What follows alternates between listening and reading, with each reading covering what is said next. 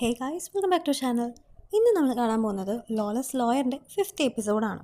അപ്പോൾ കഴിഞ്ഞ എപ്പിസോഡിൽ ജഡ്ജ് ചായയുടെ അച്ഛൻ്റെ സ്റ്റാച്യു സെർമണിയുടെ ഇടയ്ക്ക് ബോങ്പേയിൽ കയറിയിട്ട് കുറേ സീൻ ഉണ്ടാക്കിയതും ബോങ്ങിൻ്റെ അമ്മയെ കുറിച്ചിട്ട് ജഡ്ജ് ചാ മനസ്സിലാക്കിയതും അങ്ങനെ പിന്നീട് ജയയുടെ നേരത്തെ നടക്കുന്ന സീനുമാണ് കഴിഞ്ഞ ഭാഗത്ത് നമ്മൾ കണ്ടത്. അങ്ങനെ ഈ ഒരു എപ്പിസോഡിൻ്റെ സ്റ്റാർട്ടിങ്ങിൽ ഓജു വന്നിട്ട് ജഡ്ജ് ചാനെ മീറ്റ് ചെയ്തിട്ട് സംപില് മരിച്ചുപോയ അവൻ്റെ അമ്മയുടെ മരണത്തിന് നമുക്കുള്ള പങ്ക് മനസ്സിലാക്കിയിട്ട് നമ്മളോട് റിവെഞ്ച് ചെയ്യാനാണ് വന്നിരിക്കുന്നതെന്നും ജഡ്ജ് ചായയുടെ അടുത്ത് പറഞ്ഞിട്ട് ഇന്ന് നിങ്ങളിങ്ങനെ വിഷമിച്ചിരിക്കേണ്ട ഒരു ദിവസമല്ല എന്ന് പറഞ്ഞ് വളരെ പ്രധാനപ്പെട്ട ഒരു സ്ഥലത്തേക്ക് ജഡ്ജ് ചായനെയും കൂട്ടിയിട്ട് പോകുന്നുണ്ട്.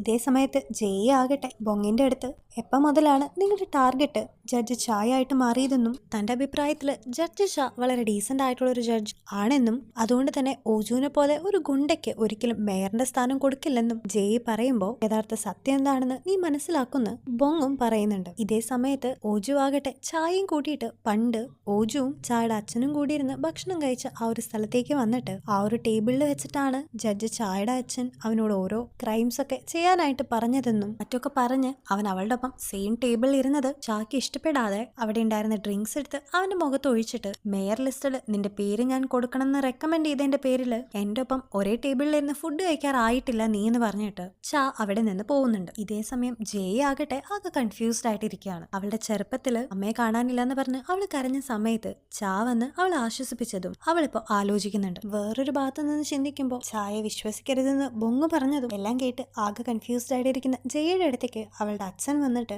ജഡ്ജ് ചാ കാരനാണ് നമ്മുടെ ഫാമിലി ഇപ്പൊ ഇങ്ങനെ ഇരിക്കുന്നത്, അതുകൊണ്ട് അവൾക്ക് എഗെയിൻസ്റ്റ് ആയിട്ടുള്ള ഒന്നും തന്നെ നീ ചെയ്യരുതെന്ന് പറഞ്ഞിട്ട് ഇനി മുതൽ ബൊങ്ങിന്റെ ഒപ്പം വർക്ക് ചെയ്യരുതെന്നും ആ ഒരു ലോ ഫോമിൽ നിന്ന് റിസൈൻ ചെയ്യാനും അവളുടെ അടുത്ത് പറയുന്നുണ്ട്. മാത്രമല്ല പിറ്റേ ദിവസം ജഡ്ജ് ചാ തന്നെ ജയിനെ കണ്ടിട്ട് നീ എനിക്ക് എഗെയിൻസ്റ്റ് ആയിട്ട് ഇങ്ങനെ അവന്റെ ഒപ്പം നിൽക്കുകയാണെങ്കിൽ അതെനിക്ക് ഇഷ്ടാവില്ല എന്നും ബൊങ്ങിനെ പറ്റി എന്തെങ്കിലും അറിഞ്ഞിട്ടാണോ നീ അവന്റെ ഒപ്പം നിൽക്കുന്നതെന്നും അവളോട് ചോദിക്കുന്നുണ്ട്. അങ്ങനെ ഇതെല്ലാം കേട്ട് എന്തായാലും ഹ്യങ്മാന്റെ ഈ ഒരു കേസിന് ശേഷം ഈ കാര്യങ്ങളൊക്കെ തീരുമാനിക്കാന്ന് പറഞ്ഞ് അവള് നിൽക്കുന്നുണ്ട്. അങ്ങനെ പിറ്റേ ദിവസം കോർട്ടിൽ വെച്ചിട്ട് ബൊങ് ആ ഒരു സെറമണിയുടെ ഇടയിൽ പിടിച്ചുകൊണ്ടെന്ന ആ ഒരു ഫ്രോഡിനെ വിറ്റ്നസ് ആയിട്ട് ഇരുത്തിയിട്ട് നിന്നോട് ആരാണ് മേയറിനെ കൊന്ന ആ ഒരു പ്രതിയുമായിട്ട് കമ്മ്യൂണിക്കേറ്റ് ചെയ്ത് അവന്റെ കയ്യിൽ നിന്ന് വെപ്പൺസ് എല്ലാം ഓവർസീസ് അയക്കാനായിട്ട് പറഞ്ഞത് എന്നൊക്കെ ബൊങ് ചോദിക്കുന്നുണ്ടെങ്കിലും അതിനൊന്നും കോപ്പറേറ്റ് ചെയ്യാതെ തന്നെ തനിക്കൊന്നും അറിയില്ലെന്ന് പറഞ്ഞുകൊണ്ടിരിക്കുകയായിരുന്നു ആ ഒരു ഫ്രോഡ്. ബൊങ് ഇതുപോലെ കുറെ ചോദ്യങ്ങൾ അവന്റെ അടുത്ത് ചോദിച്ചെങ്കിലും അവൻ അതിനൊന്നും ക്ലിയർ ആയിട്ട് മറുപടി പറയുന്നുണ്ടായിരുന്നില്ല. മാത്രമല്ല അവരുടെ പ്രോസിക്യൂട്ടറും ജഡ്ജ് ചായ ഉൾപ്പെടെ ഇങ്ങനെ അനാവശ്യമായിട്ടുള്ള ക്വസ്റ്റ്യൻസ് ഒന്നും ആ ഒരു ഫ്രോഡിന്റെ അടുത്ത് ചോദിക്കരുത്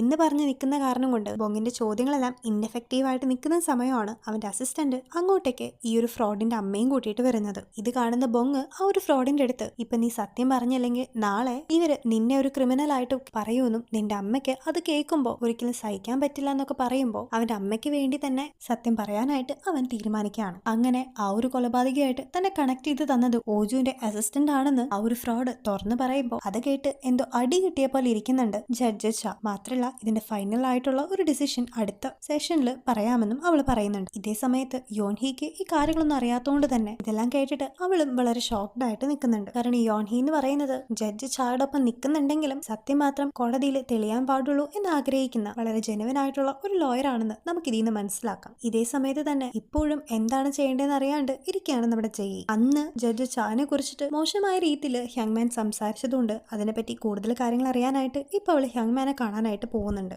ഈ സമയത്ത് ഒരുപാട് നാള് ഞാൻ ആ ദുഷ്ടനായിട്ടുള്ള ഓജുവിനോടൊപ്പം വർക്ക് ചെയ്തിട്ടുണ്ടെന്നും ആ സമയത്തൊക്കെ അവൻ ചെയ്ത ഓരോ തെറ്റുകളും ഓരോ ക്രൈമുകളും അവനോട് ചെയ്യാനായിട്ട് ആവശ്യപ്പെട്ടത് അവനേക്കാളും മുകളിലിരിക്കുന്ന ജഡ്ജ് ചാ ആയിരിക്കണമെന്നും പറയുന്നത് കേട്ടിട്ട് അവൾ വളരെയധികം ഷോക്ക്ഡ് ആയി പോവാണ്. ഇതും കൂടി കേട്ട് വളരെയധികം ഡൗട്ട് തോന്നുന്ന ജയി അവരുടെ ഓഫീസിനടുത്തുള്ള ഒരു നൈബറിന്റെ വീട്ടിൽ ചെന്നിട്ട് വർഷങ്ങൾക്ക് മുമ്പ് അവിടെ ഉണ്ടായ ഒരു ആക്സിഡന്റിനെ പറ്റി ചോദിക്കുമ്പോൾ അവിടെ വർക്ക് ചെയ്തുകൊണ്ടിരുന്ന വളരെ സിൻസിയറും ജെനുവൻ ആയിട്ടുള്ള ഒരു ലോയർ ആയിട്ടുള്ള ബൊങ്ങിന്റെ അമ്മ സൂയിസൈഡ് ചെയ്തതാണെന്നും പിന്നീട് ആ ഒരു കുട്ടിയെ പറ്റി ഒട്ടും തന്നെ വിവരം കിട്ടിയിട്ടില്ലെന്നൊക്കെ ആ ഒരു നൈബർ പറയുന്നുണ്ട്. അങ്ങനെ തിരിച്ച് ഓഫീസിലെത്തിയിട്ടും അവൾ അവളുടെ ലാപ്പില് ബൊങ്ങിന്റെ അമ്മയെ പറ്റി തന്നെയാണ് സെർച്ച് ചെയ്തുകൊണ്ടൊക്കെ ഇരിക്കുന്നത്. ഇതേസമയം ബൊങ് ആകട്ടെ ഇപ്പൊ ജയയുടെ അച്ഛനുമായിട്ട് ഒരു മീറ്റപ്പിലാണ്. അവിടെ ഇനിയും ജയെ പിടിച്ചു നിർത്തരുതെന്നും ഞങ്ങളുടെ ഫാമിലി ജഡ്ജ് ഷായ്ക്ക് അത്രയും കടപ്പെട്ടിട്ടുള്ളതുകൊണ്ട് ബൊങ്ങിനോട് നീ എന്ത് വേണമെങ്കിലും ചെയ്തോളാനും പക്ഷെ ജയെ അതിലേക്ക് വലിച്ചിടാതിരിക്കാനും പറയുമ്പോൾ തിരിച്ചൊന്നും തന്നെ പറയാൻ പറ്റാതെ അവൻ അവിടെ നിന്ന് ഇറങ്ങി പോകുന്നുണ്ട്. എങ്ങനെയെങ്കിലും ഇതിന്റെ സത്യാവസ്ഥ കണ്ടുപിടിക്കണമെന്ന് ഉറപ്പിച്ചിരിക്കുന്ന ജയി നേരത്തെ തന്നെ ബൊങ്ങിന്റെ അമ്മ സൂയിസൈഡ് ചെയ്ത ഡേറ്റും അതുപോലെ അവളുടെ അമ്മ മിസ്സിംഗ് ആയ ഡേറ്റും ഒന്നാണെന്ന് മനസ്സിലാക്കിയിട്ട് ഇത് രണ്ടും തമ്മിൽ എന്തെങ്കിലും തമ്മിലുള്ള റിലേഷൻ ഉണ്ടോന്നൊക്കെ അറിയാനായിട്ട് അവളുടെ അമ്മയുടെ കേസ് അന്വേഷിച്ചിരുന്ന ഡിറ്റക്റ്റീവിന്റെ അടുത്ത് ഇപ്പൊ ചെല്ലുന്നുണ്ട്. അങ്ങനെ ബൊങ്ങിന്റെ അമ്മയെക്കുറിച്ചും തന്റെ അമ്മയെക്കുറിച്ചുള്ള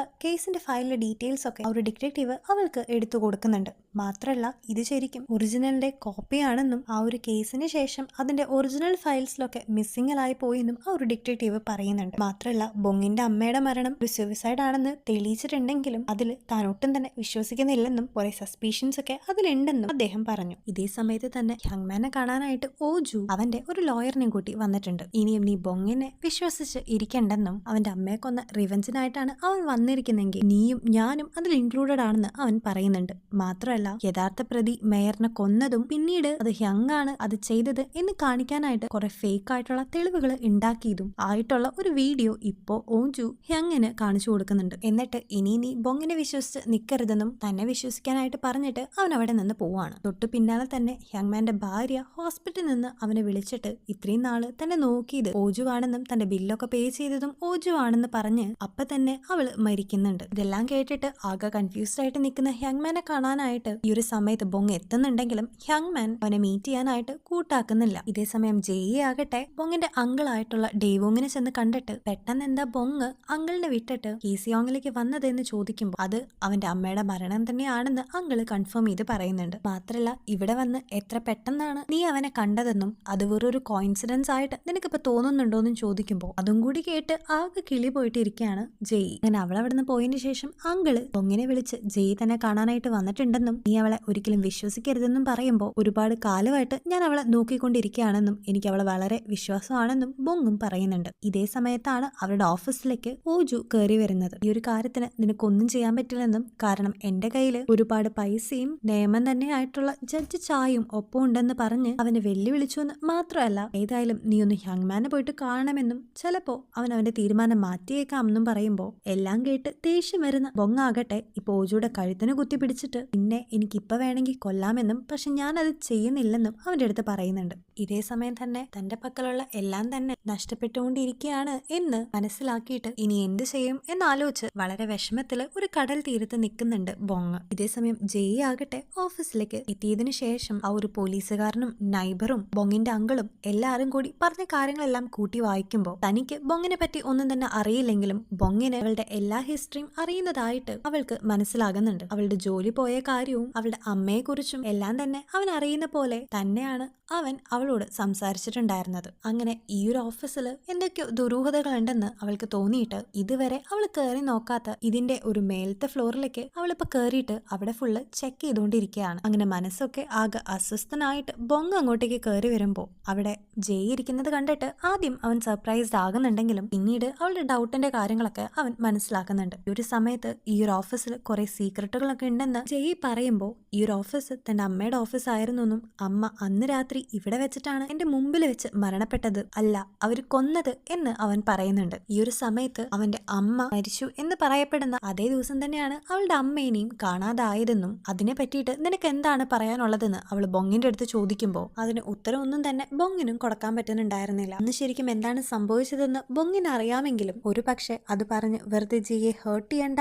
എന്ന് കരുതിയിട്ടായിരിക്കാം അവൻ ഇതൊക്കെ അവളിൽ നിന്ന് മറച്ചു വെച്ചുകൊണ്ടിരിക്കുന്നത്. ഇതേ സമയം ജെയി ആകട്ടെ പയ്യെ ആ ഒരു റൂമിന്റെ സൈഡിലേക്ക് ചെന്നിട്ട് അവിടെ ഉണ്ടായിരുന്ന ഒരു ജസ്റ്റിസിന്റെ സ്റ്റാച്യു തിരിച്ചതും അവളുടെ മുമ്പിലായിട്ട് ഒരു പ്രസന്റേഷൻ ഓൺ ആയി വരുന്നുണ്ട്. അതില് ജഡ്ജ് ചായയുടെയും ഓജുവിന്റെയും ഹ്യങ്മാന്റെയും ഈ ഒരു കേസിൽ ഇൻവോൾവ് ആയിട്ടുള്ള എല്ലാ കൾപ്രിറ്റ്സിന്റെയും പേരും ഫോട്ടോയും എല്ലാ ഡീറ്റെയിൽസും ബൊങ് നോട്ട് ചെയ്ത് വെച്ചിട്ടുണ്ടായിരുന്നു. ഇതേ സമയത്ത് തന്നെ അവളുടെയും അവളുടെ അമ്മയുടെയും ചെറുപ്പം മുതലുള്ള ഫോട്ടോസ് എന്തിനാണ് ഈ ഒരു പ്രസന്റേഷനിൽ വെച്ചിരിക്കുന്നതെന്ന് ബൊങ്ങിനോട് ജെയി ചോദിക്കുന്ന ഒരു സീൻ കാണിച്ചിട്ട് ഇന്നത്തെ എപ്പിസോഡ് ഇവിടെ എൻഡ് ചെയ്യാണ്. ഇനി അടുത്തത് എന്ത് ചെയ്യണം യാതൊരു ഐഡിയയും ഇല്ലാതിരിക്കുകയാണ് നമ്മുടെ ജെയിയും ബോങ്ങും. സോ അടുത്തതായിട്ട് ഇനി അവർ എന്താണ് ചെയ്യുക, എങ്ങനെയാണ് ഈ ഒരു കേസ് തെളിയിക്കുക എന്നൊക്കെ അറിയാനായിട്ട് അടുത്ത എപ്പിസോഡ് വരെ നിങ്ങൾ വെയിറ്റ് ചെയ്തിരിക്കണേ. ഒപ്പം തന്നെ ഞങ്ങളുടെ വീഡിയോ ഒക്കെ ഇഷ്ടപ്പെടുകയാണെങ്കിൽ ചാനൽ സബ്സ്ക്രൈബ് ചെയ്യാനും വീഡിയോ ലൈക്ക് ചെയ്യാനും മറക്കരുത്. അതുപോലെ നിങ്ങളുടെ സജഷൻസ് ഒക്കെ കമന്റ്സ് വഴി ഞങ്ങൾ അറിയിക്കുക. അപ്പോൾ അടുത്ത വീഡിയോ ആയിട്ട് നാളെ വീണ്ടും കാണാം. Till then take care and by.